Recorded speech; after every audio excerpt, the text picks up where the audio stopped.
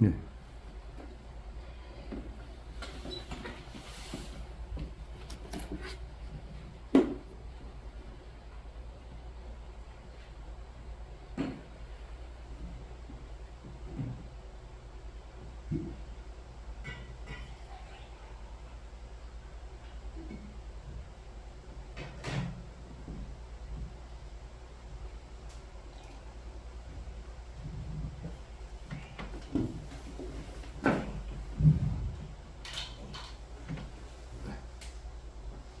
오늘은 좀 더 잘 준비하느라고 머리도 손질을 하고 그랬는데 핸드폰을 가방에 넣은 줄 알았는데 여기 와서 보니까 핸드폰이 없어.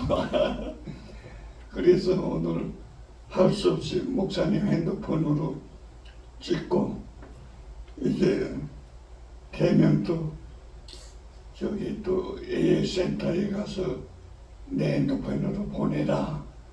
보내주면은 그 다음엔 유튜브로 더 할 수 있을 것 같습니다. 유튜브로 지난 주일에도 설교한 것을 유튜브로 올렸는데 보통 20명 내지 30명 보는데 지난 주일도 30명이 조회를 했더라고. 꽤 관심 있게 본다. 다른 사람이 올리는 유튜브하고 조금 다른 것이지요. 이게 보여준다는 거. 그렇죠. 네. 근데 나는 이게 필요하다고 생각을 해. 왜? 말은 잘못 전달될 수도 있고 듣는 사람이 잘못 들을 수도 있는데 이건 보이잖아. 보이니까 혹 잘못 전달한다고 할지라도 보이는 걸 통해서 제대로 이해를 할 수 있게 되어지기 때문에 그래서 설교에서 중요한 것이 무엇이냐 할 때 제대로 전달하는 것이 중요하다고 생각을 합니다. 오늘은 그 육체의 일을 하는 사람들의 그 결과가 어떤가를 생각해 보는데 스스로 죽은 자라고 제목을 정해 봤습니다. 그 유다가 그 가룟 유다의 종말이 어떠한가에 대한 이야기입니다. 육체의 일은 타락한 본성대로 행동하는 것을 의미하는데 하나님과의 관계가 잘못되면 사람들과 관계가 잘못되는 것으로 나타납니다. 그래서 하나님과의 관계가 바르냐 바르지 못하냐 이것이 사람들과 관계로 나타나는데 바른 관계냐 바르지 못한 관계냐 하는 것으로 나타내게 되어지는 것입니다. 유다가 잘못했어요. 그 잘못한 것을 깨달았어. 유다가 내가 이거 잘못했네. 그래서 자기가 그 잘못한 것을 해결하고자 했지만 잘 되질 않았습니다. 잘 되지 않으니까 어떻게 했는가? 해결하는 방법이 죽어버리는 거예요. 죽는다고 문제가 해결됩니까? 근데 우리들은 다 그렇게 생각을 해요. 죽으면 끝난다? 절대로 끝나지 않습니다. 성경은 우리들에게 죽으면 끝난다 그렇게 말하지 않습니다. 사회는 그렇게 말을 해요. 죽으면 기수 없다. 끝난다. 그런데 성경은 뭐라고 말하고 있는가? 죽고 난 후에 하나님의 심판이 있다. 하나님의 심판이 있다는 것을 말하고 있습니다. 믿음이 있는 사람은 이걸 믿습니다. 하나님의 심판. 성경에서 육체의 일을 한 사람들이 여러 명 있어. 은혜를 받은 사람들도 육체의 일을 해. 참. 애굽의 바로 왕을 먼저 생각해 봅니다. 모세를 통해서 하나님의 뜻을 전달받고 이게 하나님의 뜻이라는 것은 확실한 표적을 10번이나 확인하고도 순종하지 못하고 홍해까지 쫓아와서 군인들을 죽게 했다. 아니 어떻게 그렇게 할 수가 있는가? 한 번이랑 몰라도 두 번이 아니고 10번이씩이나 확인해서요. 이건 분명히 하나님의 뜻이로구나. 많은 사람들이 그걸 또 꺼내기서 하나님의 뜻입니다. 그래도 안 들어. 악령에 사로잡힌 자는 누가 뭐래도 절대로 안 듣습니다. 그 특징. 바로 왕이 그런 사람입니다. 성경의 출애굽기 14장 28절에 보면 그런 말이 기록되어 있어요. 물이 다시 흘러 병거와 기병들을 덮어 그들의 뒤를 따라 바다에 들어간 바로의 군대를 다 덮으니 하나도 남지 아니하였더라. 다 죽었다는 거예요. 그건 잘못한 것이죠. 사사 삼손에 대한 얘기도 있습니다. 삼손 태어날 때부터 하나님의 은혜를 받은 사람이에요. 태어나서 하나님의 은혜가 넘치는 사람이었어요. 그런데 하나님이 주신 힘을 자신의 쾌락을 위해서 사용하다가 사명도 잃고 짐승처럼 일하게 되어버렸어요. 참. 하나님의 은혜를 받은 사람들도 이룰 수 있구나 하는 것을 보여주고 있어요. 사사기 16장 21절에 이런 말이 기록되어 있죠. 블레셋 사람들이 그를 붙잡아 그의 눈을 빼고 그걸 그 가사에 내려가 노줄로 매고 그에게 옥에서 맷돌을 돌리게 하였더라. 눈을 뺐다. 그 왜 눈을 뺐을까? 그 눈으로 보는 그 범죄했거든. 뭐 팔을 잘라버리고 뭐 그렇게 하지 않았어요. 눈으로 예쁜 여자 그것만 보는데 눈이 휘둥거려서 보니까 그걸 아예 빼버렸어. 하나님이 그렇게 역사하시는구나. 옥에 가두었어. 그럼 감옥에 가두었다는 것이죠. 짐승처럼 맷돌을 돌리게 했다. 옛날에는 맷돌은 짐승들이 돌렸는데 이 짐승이 하는 짓을 하게 되어졌다는 것이죠. 은혜 받은 사람도 육체의 일을 하게 되니까 결국 계속 육체의 일을 하다가 끝을 맺게 됩니다. 사울 왕을 생각해 봅니다. 사울은 하나님의 은혜로 왕이 되었어요. 하나님의 은혜 아니면 절대로 왕이 될 수 없어요. 왜? 이스라엘의 12지파 중에서 사울은 베냐민 지파인데 그 12지파 중에서 베냐민 지파는 막내 지파일 뿐만 아니라 가장 약한 지파예요. 그건 숫자적으로도 그렇고 뭐 전통으로 봐도 그렇고 절대로 왕이 될 수 없어. 근데 그가 왕으로 선택을 받았어. 그 놀라운 은혜를 받았음에도 불구하고 자기의 체면과 권력을 앞세워 다윗을 시기했어. 시기가 이건 무서운 겁니다. 다윗은 누굽니까? 자기 사위에 시기할 사람을 시기하지 어떻게 사위를 시기해? 그렇게 죽이려고 했어요.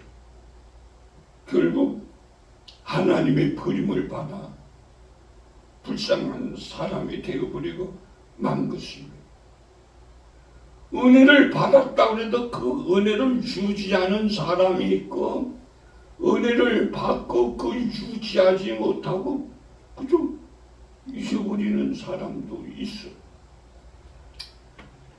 사무엘상 18장 29절에 보면 이런 말이 기록되어 있습니다. 사울이 다윗을 더욱더 두려워하여 평생에 다윗의 대적이 되니라.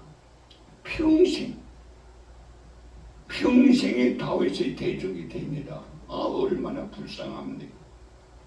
평생에 다윗과 함께 했더라면 얼마나 행복할 텐데. 가룟 유다는 어떻습니까? 예수님의 제자가 되었어요.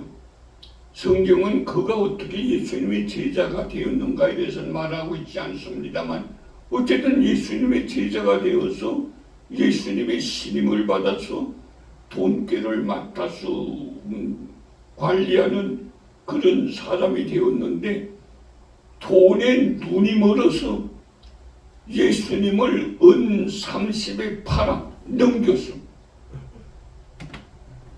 양심에 찔러서 자살로 생을 마감해버리고 말았습니다. 가룟 유다에 대한 얘기가 마태복음 26장 11절에 15절에 이렇게 기록해 놓고 있어요. 내가 예수를 너에게 넘겨주리니 얼마를 주려느냐.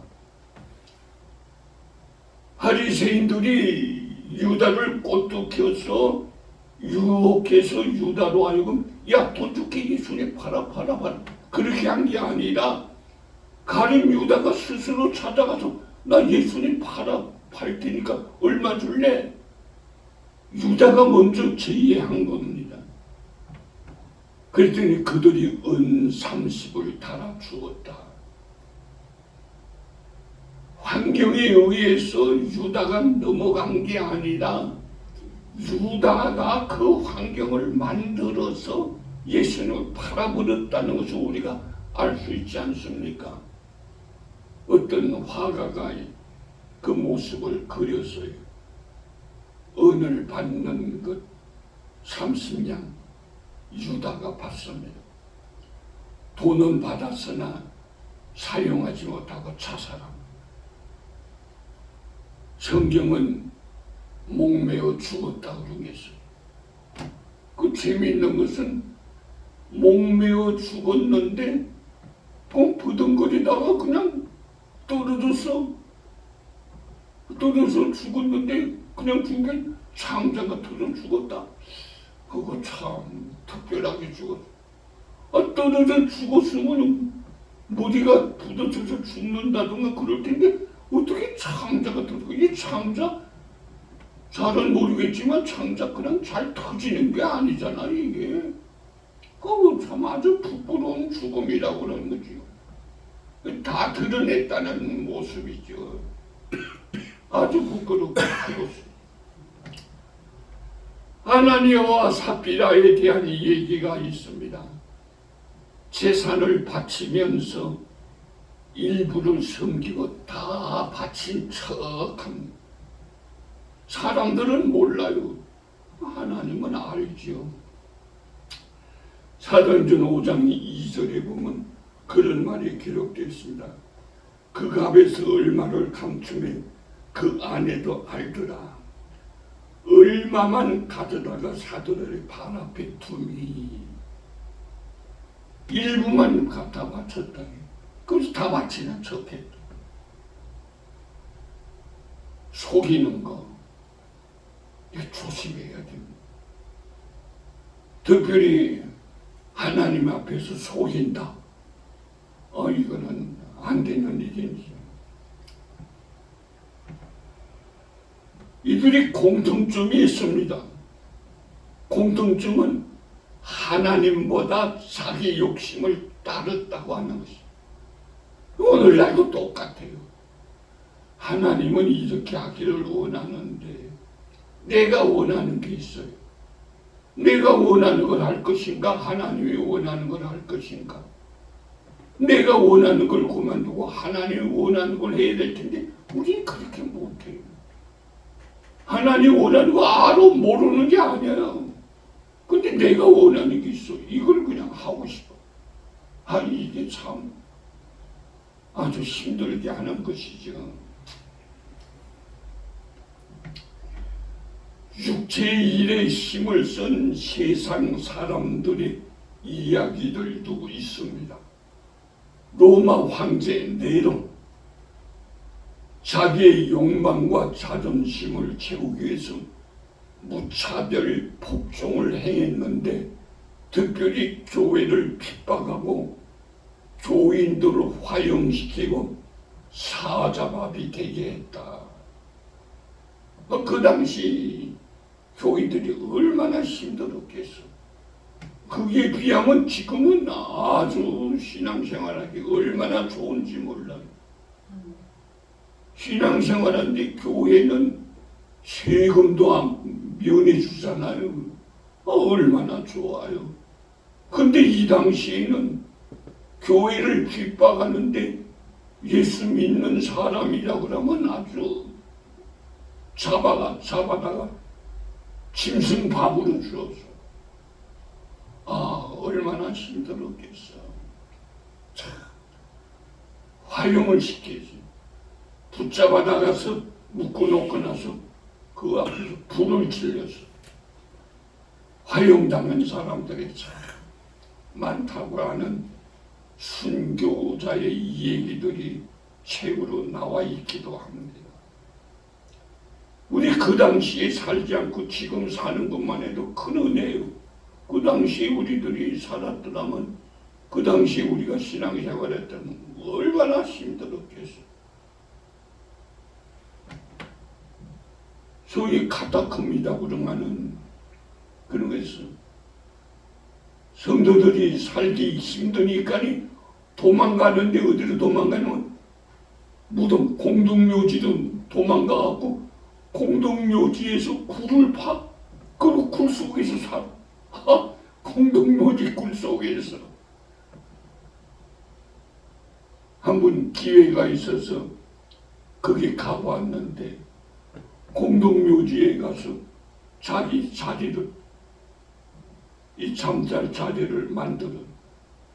거기가 바로 무덤이야. 자기 거기서 먹을 게 있으면 먹고 먹을 게 없으면 그냥 죽는 거예요. 잡으러 오는 사람들이 공중묘지니까 오질 않아. 거기서 죽어. 굴이 얼마나 긴지 얼마나 많은 사람들이 죽었는지. 지금은 신앙생활하기가 참 좋아요. 특별히 우리 대한민국의 신앙생활하기가 얼마나 좋습니까? 근데 이 당시에 신앙생활한다는 것은 생명을 건 그런 것이 아니면 신앙생활 못했어. 하나님이 어떻게 그 당시에 그 사람들에게 그런 믿음을 주었는가? 그 믿음이 오늘날도 이렇게 전파되어진 것 아니겠습니까? 아돌프 히틀러라고 하는 사람에 대한 얘기했습니다.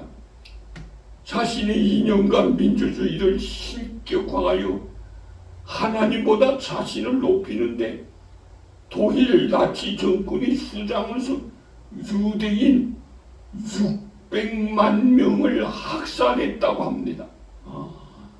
아이고 600만 명 그거 참 6명도 아니고 600명도 아니고 600만 명 아예 유대인 전체를 없애려고 생각했던 사람이에요. 끔찍한 일이에요. 요세프 스탈린이라는 사람에 대한 얘기가 있습니다. 소련의 독재자인데 자기 권력 유지를 위해서 자기 국민 수백만 명을 숙청했다고 그러게. 그게 또 꼬투기여서 우리나라 김일성이를 움직여갖고 남심한 거 아닙니까? 어떻게 자기 국민을 죽이는 지도자가 있냐?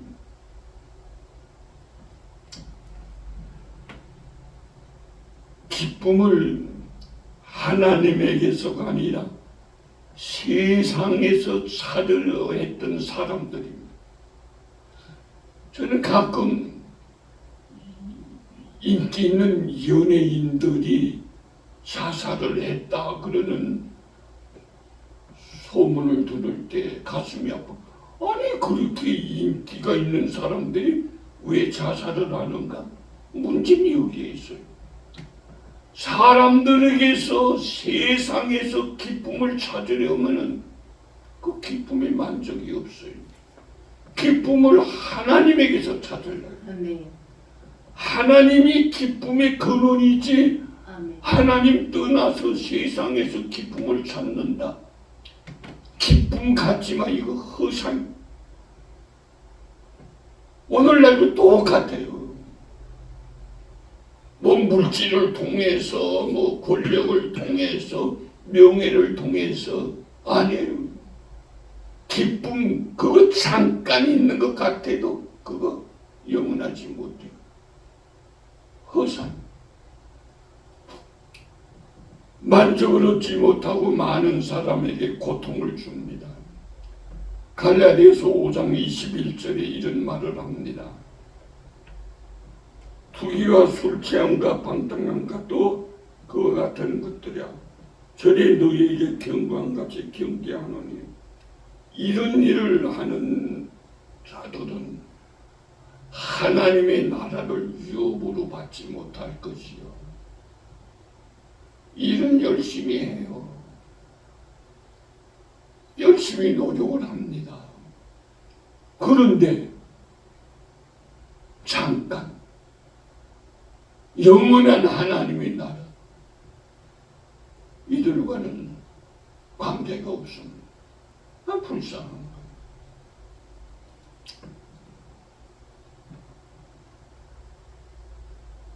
기쁨을 하나님에게서가 아니라 세상에서 찾으려는 사람들에 대한 이야기입니다.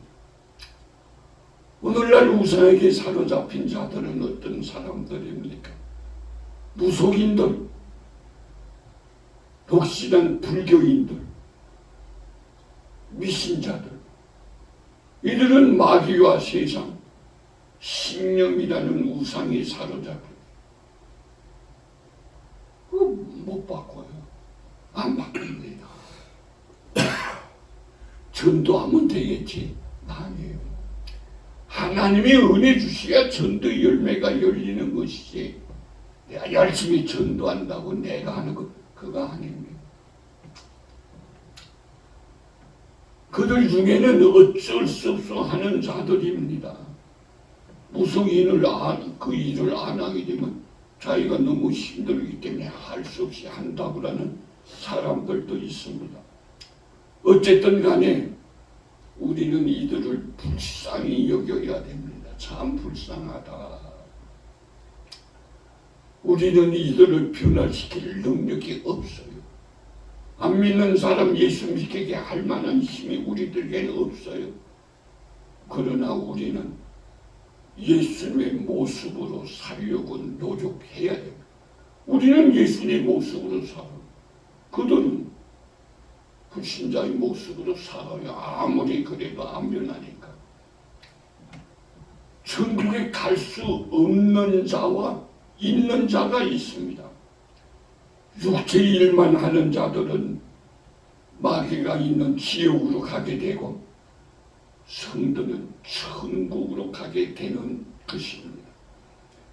우리는 받은 복을 생각하고 받을 복을 생각하면서 늘 기뻐하며 감사하며 하나님의 자녀답게 살아야 되는 것입니다. 지금 내가 하는 일이 육체의 일인가 성령의 일인가를 점검해 보아야 되는 것입니다. 아멘. 나를 드러내는 일이면 육체의 일이고 하나님을 드러내는 일이면 성령의 일입니다. 이게 육체의 일인가 성령의 일인가 헷갈린다. 그러면 내가 드러나는가 하나님이 드러나는가 봐요.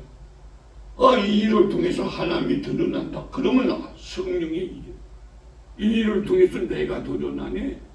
그건 육체의 일. 하루에 점검하고 수종할 부분이 있으면 수종을 해야 하는 것입니다. 찬송가 305장 나 같은 죄인 살리시는 같이 부르도록 하겠습니다. 밑에 나왔어요. 405장. 405장이지.